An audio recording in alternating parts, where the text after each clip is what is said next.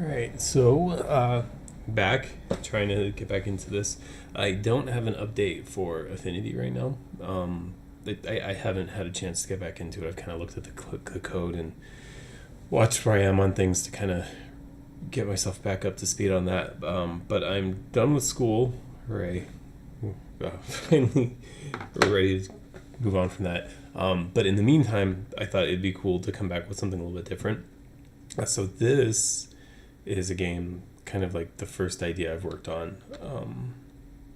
And last November, I put it in a code contest. I worked with my son, and we did this. So it is a puzzle game, really inspired by Portal. You know, just I like Portal for, like, I think it's a really good game.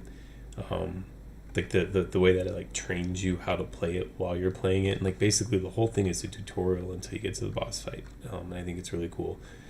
So I wanted to make a puzzle game kind of inspired by that. You know, we've got our switches to do things, our moving platforms. No, wait a second, I missed my door there. And my idea right now, like, it's pretty simple. Like, the green switch moved the green door, so green would like always be for doors. Orange moves the platform, so you know, if you see an orange switch, you know that you're gonna have a platform somewhere. You know, just this right here, like getting to move on a moving platform was a lot harder than I thought it was gonna be. So that one, so that door's different than the one earlier. This one requires something to be held on it, but the first one you stepped on, like you step on it, it stays down. Yeah, so this one, instead of using portals to kind of move around the map, you can push and pull certain objects using magnetics. So we push that block to open this door. And if we use the right mouse button, we can pull things. Visually, we kind of indicate that so the cursor is going to be really small. And then when you put the crosshairs over something that you can affect with the magnet, it grows a lot. I kind of think it'd be cool to like maybe have it spin or something too at some point. When you push, it turns blue, and when you pull, it turns red. And then we can pick things up with E to move it and drop it over here. So this was kind of a tricky one where like you would pick up the block, and then if you looked down, it would like intersect with the player, but because they're both colliders, it would push the player up, trying to move them out of the box, so you could look down and it would make you fly straight up, and that was crazy. And also the blocks can get to be pretty big. So I did a couple things where we make it transparent so you can still see the puzzle you're trying to work on, but it remove its collisions so that, just for now, to kind of prevent this one, but also, you know what? I wonder if this is gonna.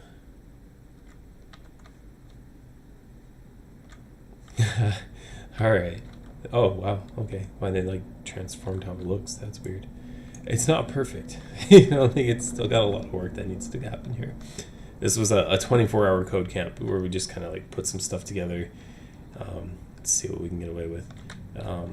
And then now, so we have these panels on the ground, and if I jump, I can't make that jump on my own. But if I jump and push with my magnets, I can push myself away from it, which is kind of cool. And the other way around, we can pull to get to places we couldn't reach. So yeah, that's kind of the idea there. Then we have our first and only level. So yeah, that's another cool one where if it's rolling towards you and you are still holding the pull button when it gets there, you'll just automatically grab it.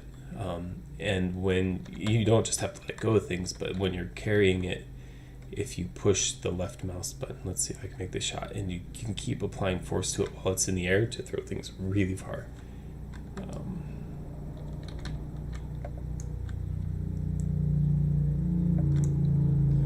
I'm not good at this part. When Wolfgang tested this out, like his first shot,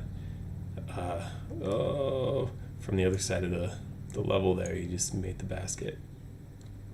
There we go.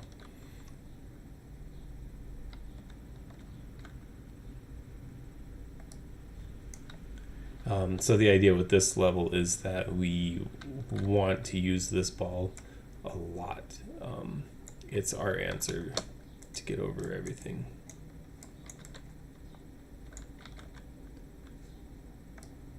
And I say a lot, but really, like, there's only one more trigger for it. But push, push, push, push, push. Okay, I usually miss that one, so that's cool. So yeah, I mean, it's kind of like Spider-Man. Like, we can jump and pull on that, and when you let go, like the momentum you have pulling you towards it, and then when you so you want to go straight into it, but when you stop pulling, you kind of keep that momentum, and you'll like cross the big gap. Another one. Let me see if this will work. Oh, push, get away from it. Did that wrong. So if you pull into the ones on the ground, you can bounce. How do we do that? I used to be able to bounce, but yeah, so you can super jump. Like you look down at it and push yourself away and kind of get a cool super jump. Oh, I missed. I'm really bad at my own game here.